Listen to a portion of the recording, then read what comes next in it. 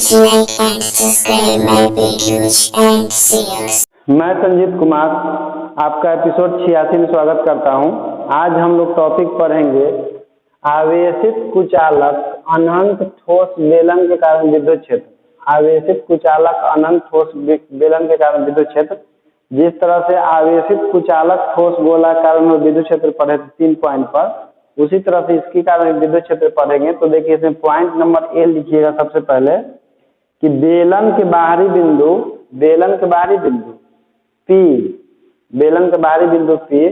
पर विद्युत क्षेत्र E आउट बराबर 1/2 pi epsilon nought lambda by R होता है। और इसी को हम लोग इसमें लैम्डा का वैल्यू रखते हैं तो आ जाता है रो इंटू आर स्क्वायर और by 2 pi epsilon nought into R. इसके बाद पॉइंट नंबर इसमें 2 लिखिएगा, बेलन के सतह पर विद्युत क्षेत्र। तो देखिए बेलन के सतह पर विद्युत क्षेत्र ई सरफेस बराबर आपका होता है 1/2 पाई एप्सिलॉन नॉट और लैम्डा बाई बेलन की त्रिज्या, जो कि देखिए त्रिज्या कितना इसका आर है, ये भी त्रिज्या कितना है आर है। तो रख दीजिएगा इस सतह पर विद्युत क्षेत्र का मान होगा, यानी कि इस पॉइंट पर विद्युत क्षेत्र का मान होगा। इसके बाद लिखिएगा इसमें पॉइंट नंबर 3 कि बेलन के अंदर किसी बिंदु पर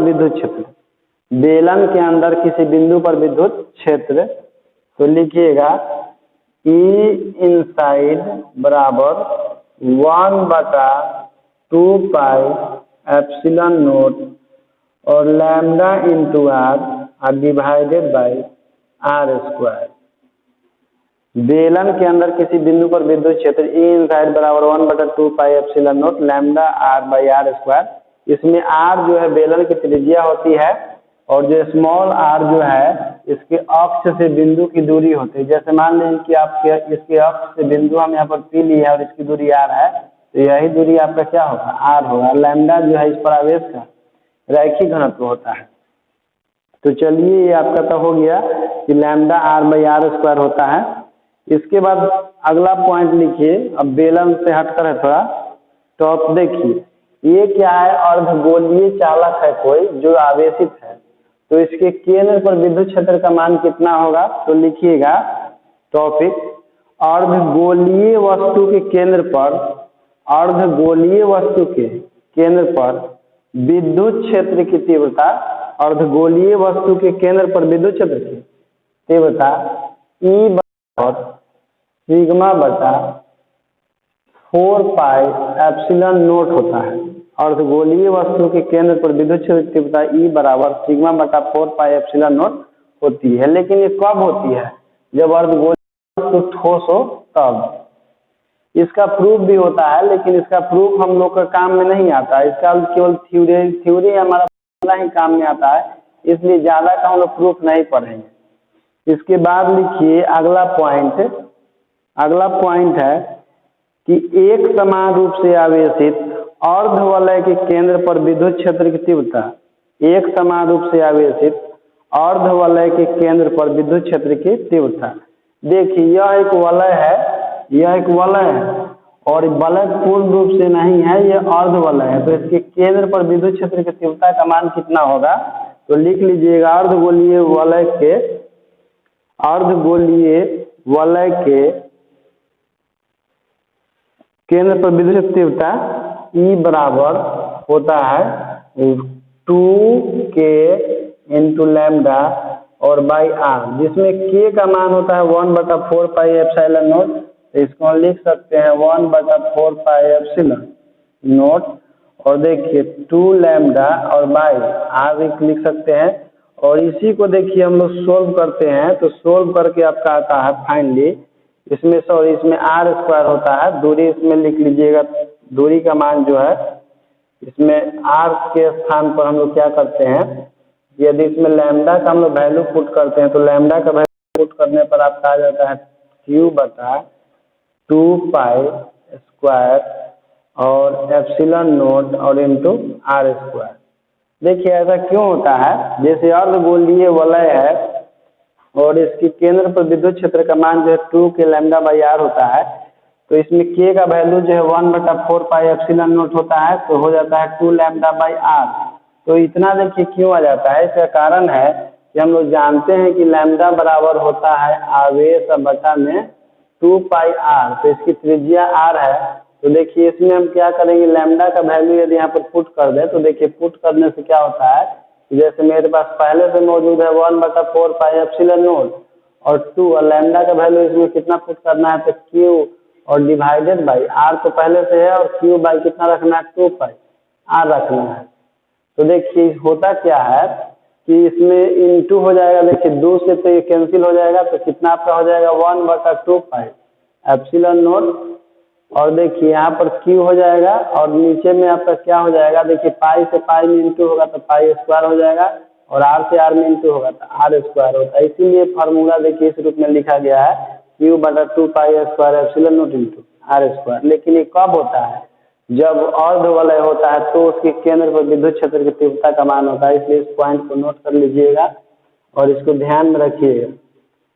इसके बाद लिखिए अगला पॉइंट है कि एक समान रूप से आवेशित डिस्क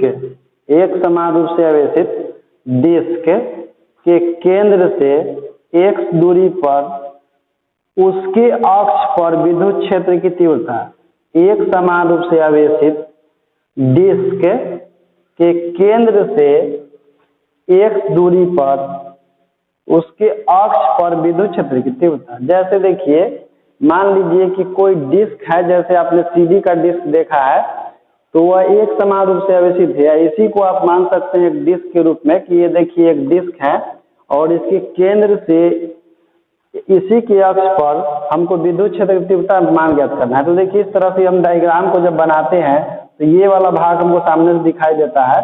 तो देखिए इसमें यही आपका उठा हुआ भाग दिखाई दे रहा है। इसके केंद्र से इसी के अक्ष पर x दूरी पर हमको विद्युत क्षेत्र की तीव्रता का मान बताना है।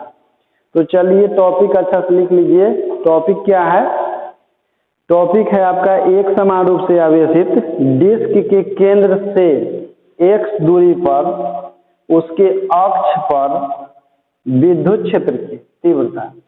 तो लिखिए इधर इसके अक्ष पर विद्युत क्षेत्र की तीव्रता कितना होता है। तो देखिए विद्युत क्षेत्र का तीव्रता होता है E बराबर सिग्मा बटा 2 epsilon nought into 1 minus x बटा root under R square plus x square. इस फॉर्मूला को हम लोग डिराइव करते हैं, लेकिन इसका डिराइवेशन मेरे लिए उतना उपयोगी नहीं, इसलिए इसका हम लोग डिराइवेशन नहीं पढ़ के डायरेक्ट फॉर्मूला याद रखेंगे कि एक समान रूप से आवेशित डिस्क के केंद्र से उसी के अक्ष पर x दूरी पर विद्युत क्षेत्र की तीव्रता का मान कितना होता है, 1 सिग्मा बटा 2 pi epsilon nought 1 minus x बटा root under R square plus x square.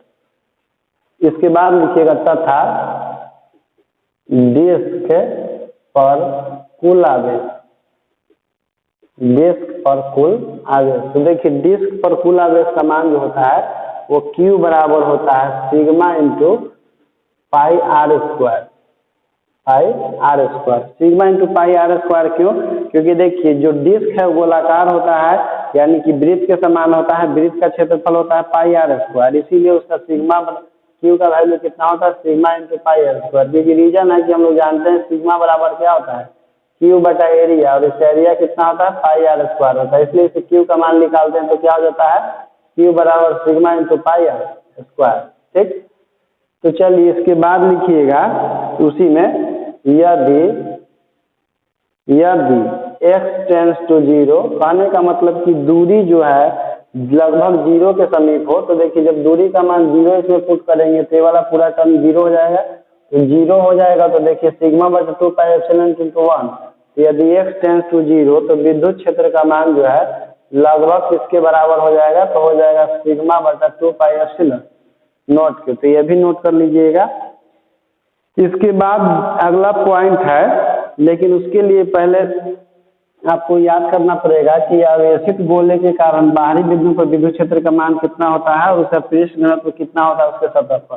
तो चलिए ये सब मिटाने के बाद हम आपको ही समझाने वाले हैं।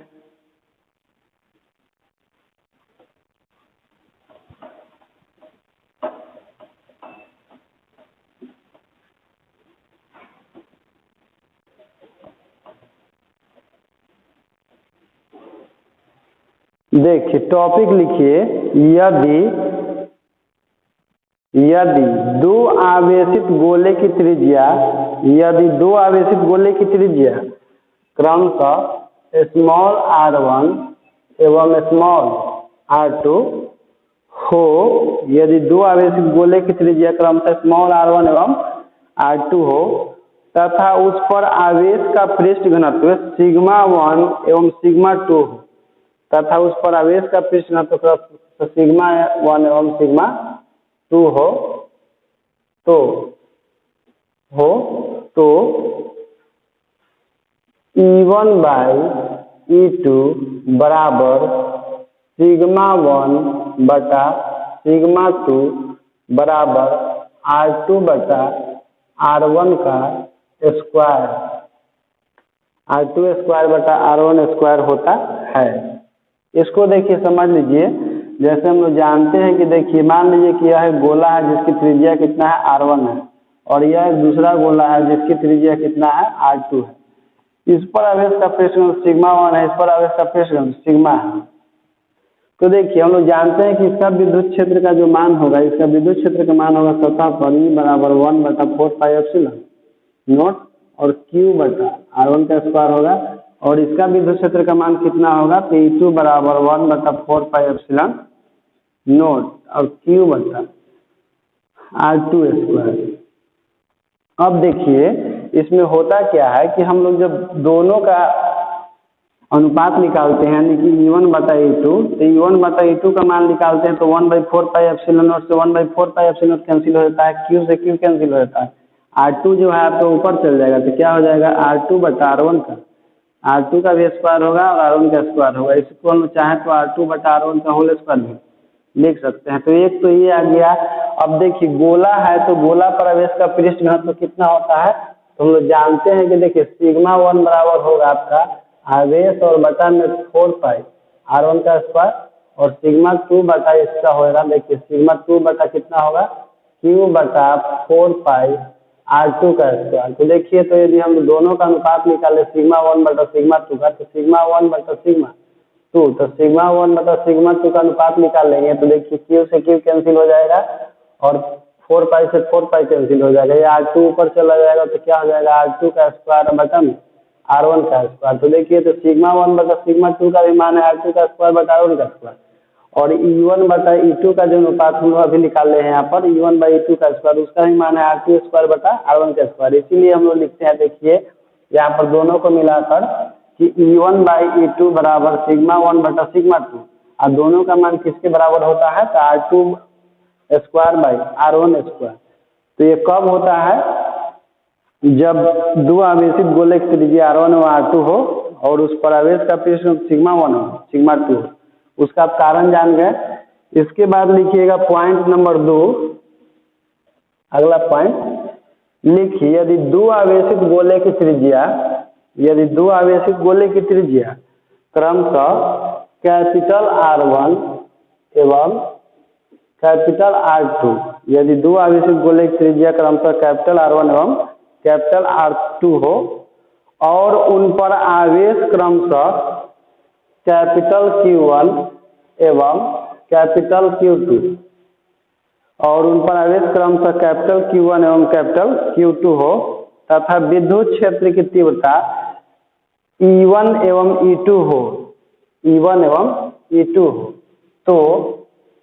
तो के बाद देखिए ध्यान से देखिएगा, पहले इसको समझ लीजिए। तो E1 बाई E2 बराबर होता है Q1 बाई Q2 और यह बराबर होता है R2 बाई R1। तो R1 का भी स्क्वायर होगा R2 का भी स्क्वायर है, यानी कि हम लोग चाहें तो R2 बाई R1 का होल स्क्वायर इसको लिख सकते हैं कि R2 बाई R1 का होल स्क्वायर। देखिए समझ लीजिए, जैसे कहा जा रहा है कि दो ठो गोला है, एक गोला मान लीजिए कि ये वाला है और एक गोला B है, इस पर आवेश Q1 दिया गया है और इस पर आवेश Q2 दिया गया है। इसका त्रिज्या जो है R1 है और इसका त्रिज्या R2 है और इस पर सतह पर विद्युत क्षेत्र का मान E1 है, इस पर सतह पर विद्युत क्षेत्र का मान E2 है। तो देखिए इसके सतह पर जो विद्युत क्षेत्र का मान होता है तो E1 बराबर होता है 1/4 पाई एप्सिलॉन नॉट और Q1 बाई में R1 का स्क्वायर हो जाएगा।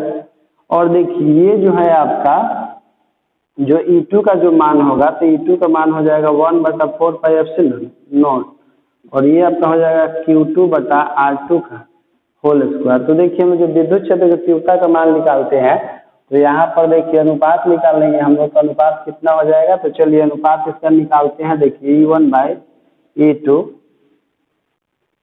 E1 बाई E2 का वैल्यू कितना हो जाएगा। देखिए E1 का वैल्यू रख दीजिए 1/4 पाई एप्सिलॉन नॉट और Q1 बाई R1 का होल स्क्वायर और इसका वैल्यू कितना हो जाएगा 1/4 पाई एप्सिलॉन नॉट और Q2 बाई R2 का होल स्क्वायर। तो देखिए क्या हो जाएगा 1/4 पाई एप्सिलॉन नॉट से 1/4 पाई एप्सिलॉन नॉट हो जाएगा आपका। और देखिए बच जाएगा यहाँ पे कितना तो Q1/R1 का होल स्क्वायर और ये आपका प्लस के ऊपर चला जाएगा तो क्या हो जाएगा R2 स्क्वायर और बाई Q2 हो जाएगा। तो देखिए यही आपका आता है E1/E2 बराबर आ जाता है Q1 बाई Q2 और इंटू R2 का स्क्वायर और बाई R1 का स्क्वायर।